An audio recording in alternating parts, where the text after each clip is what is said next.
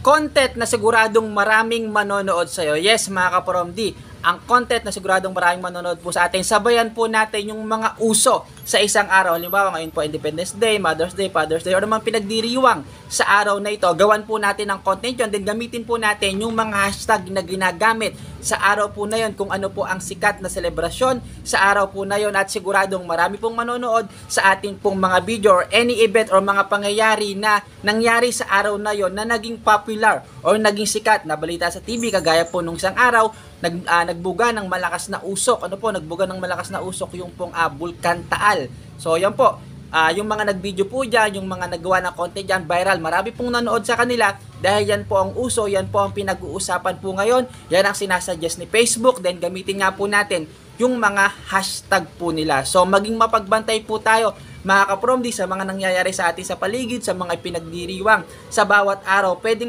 po natin yon gawa ng content. Then gamitin po natin yung mga sikat o yung mga hashtag na ginagamit po nila, kung ano po yung trending po ngayon. So makakatulong po yan ng malaki para sigurado may manonood sa mga video mo. Syempre aside po dun sa mga ginagawa po nating quality content araw-araw. So dapat maging mapagmasid tayo, maging mapamatyag tayo sa paligid, dahil yung mga nasa paligid na nauuso, lalo po yung mga nababalita sa TV, yan po ang viral na pag ginawan po natin ng content, siguradong maraming manonood po sa atin. For more updates, for more tips, follow nyo po ako at pakishare na rin ang video na ito. Salamat po!